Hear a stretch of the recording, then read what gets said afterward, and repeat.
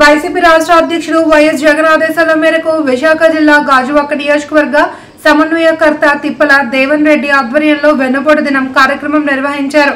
పాత గాజువాక జంక్షన్ నుండి మండల తహసీల్దార్ కార్యాలయం వరకు ర్యాలీగా వెళ్లి తహసీల్దార్ కు వినతి పత్రం అందజేశారు. ఈ సందర్భంగా మాజీ శాసనసభ్యుడు తిప్పల నాగిరెడ్డి మాట్లాడుతూ హామీలను భూతద్దంలో చూపించి ప్రజలను మోసం చేసిన చంద్రబాబును నమ్మే స్థితిలో లేరన్నారు.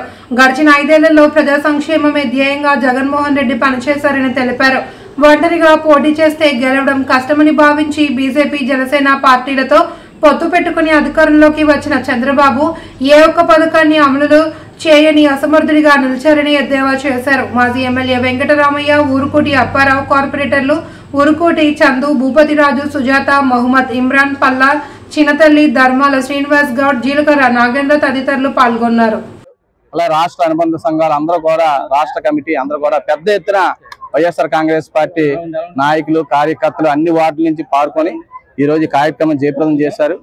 మరి చంద్రబాబు నాయుడు గారు ఇచ్చిన హామీలన్నీ కూడా మనందరికీ తెలుసు. సూపర్ 6 అని చెప్పి మరి సూపర్ 6 లో కేవలం ఒకే ఒక పథకం తప్ప, ఆ పెన్షన్ పథకం తప్ప వేరే ఏ పథకం కూడా అమలు కావట్లేదు.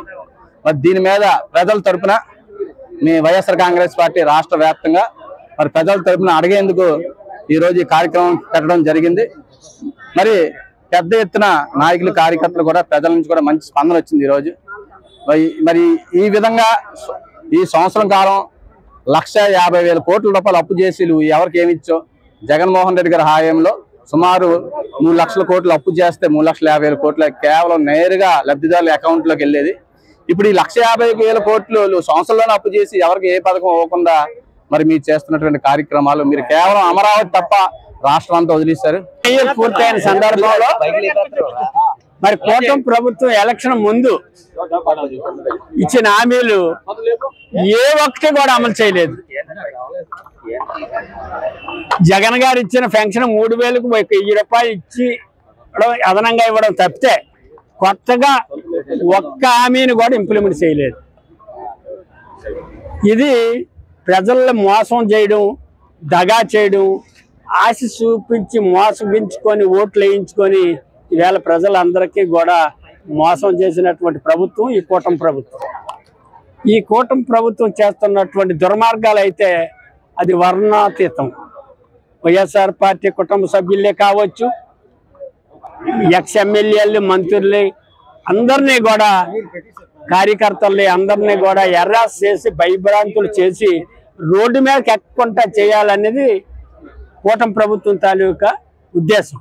కారణం ఒక్క సంక్షేమ పథకాలను కూడా ఇంప్లిమెంట్ చేయలేదు కనుక జనాలు కూటమి రోడ్డు ఎక్కే పరిస్థితి కనుక కల్పిస్తే జనాలు తండోపతండాలుగా వచ్చి మరి తెలుగుదేశం ప్రభుత్వ ప్రతినిధులు కానీ, జనసేన ప్రభుత్వ ప్రతినిధులు కానీ, బీజేపీ ప్రభుత్వ ప్రతినిధులు కానీ ఏ ఒక్కరిని కూడా రోడ్డు మీద తిరగనిచ్చే పరిస్థితి లేదు. ఇది అందుకే ప్రజలు కూడా ఎక్కడ నిలదీసి అడుగుతారని భయభ్రాంతులు సృష్టించి ఎవరిని రోడ్డు ఎక్కకుండా చేసి పోలీసు రాజ్యం ప్రకారంగా మరి లోకేష్ గారు చెప్పినట్టు రెడ్